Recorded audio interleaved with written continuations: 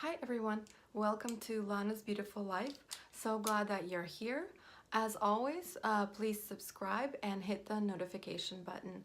Today I wanted to go over my collection of Hakuhodo brushes. This is the first time that I've bought Hakuhodo brushes. I got this around March time frame, so I've used it for a little over 6 months now. I got this as my own birthday present for myself. Yes, my birthday present. So the way I went about this and how I found Hakuhodo actually. So I'm a big makeup junkie and I love very nice makeup. And what I was doing is I've had my old brushes for like 7 to 10 years and they were getting scratchy and didn't blend like I wanted them to blend, and it just wasn't working for me. So I thought about it. I was like, why am I using these old scratchy brushes when, you know, it all depends on your tools. A lot depends on your tools. So I was just using these old brushes that were not doing me any favors, and splurging on all of these expensive eyeshadows and makeup, so it just didn't really make sense. So I went on this quest. Yes, I call it a quest because it was. I looked at different reviews of different products, different brushes, kind of looked to see which were people's favorite and things like that. And I kind of stumbled upon Hakuhodo brand. So Hakuhodo is a Japanese brand of brushes. They're world renowned for paint brushes. So of course their makeup brushes are amazing. And they make some of the most expensive brushes. They are, word on the street is that Tom Ford makes his brushes, that Hakuhodo makes Tom Ford brushes, but that is not, that has not been confirmed, of course, but that's kind of where I am at. So I did a lot of research. Now, to be honest, Hakuhodo website, it's hakuhodousa.com, is very difficult to maneuver. There's a ton of brushes. It's very difficult to kind of see. There's just basically one picture and maybe there's a second one closer up, but it's very, very hard to maneuver through. So I did a lot of research. I really felt like I was writing a research paper back in college or something like that. It was insane. So I bought these brushes, these 7 brushes, my first Hakuhodo brushes, and really what I mostly did for my first purchase of Hakuhodo was I wanted to get some good eyeshadow brushes. Of course, this is more of a facial brush, but this is more geared towards eyeshadow brushes. And then after that, I did go into the face brushes, which I'll talk about in later, but main first purchase was for eyeshadow brushes. So I wanted to go through kind of each one, what I bought, what I like about it, and kind of in my preferred one to not least favorite, but just the ones that I use the most and that I absolutely, absolutely love and that I use every single day. So let's get started on those. So my absolute favorite brush, and that I use every day, and I love this brush. The way it's designed, it's kind of a flat tip, but it's rounded on the side, and it's great for your kind of your first colors, and it is just an amazing brush. Now this brush, they have different series of brushes. This is considered their S100 series.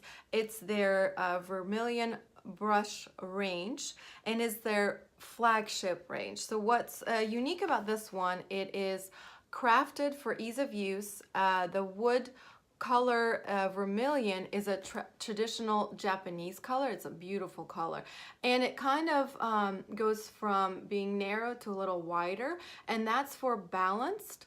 It's designed for balance of the brush, and this this upper part right here, the brass ferrule, is actually 24 karat plated and with a clear coating on top. So it is just a beautiful brush. And then it has this little painted on edge on it. So it's just a beautiful brush. I really like these, the S100 series, but they are more expensive than the other brushes. So I just got a select few of in this specific one. And I love this. And what makes Hakuhodo unique is that they are all handmade brushes. So they're very, very nice. They last a long time. This is the white that I got, the white tip. You can get different colors of tip, but this is the white, and they are natural. Well, you can get different ones, but natural hair.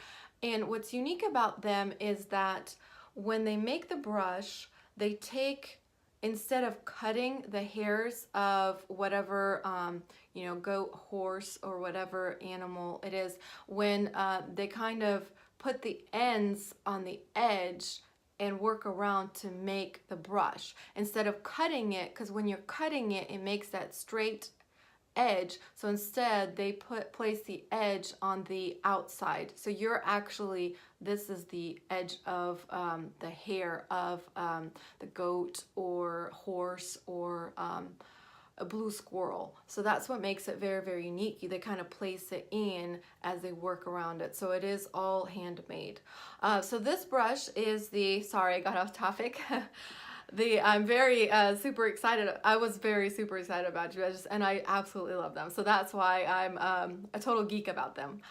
This is the S5523A. So this is the, it's horsehair, and it's very, very soft on the skin. As you can see, it's very, very soft.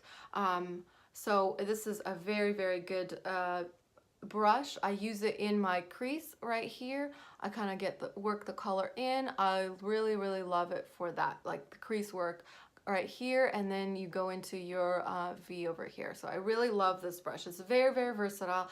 Definitely recommend this as my #1. The next brush that I got the G5521.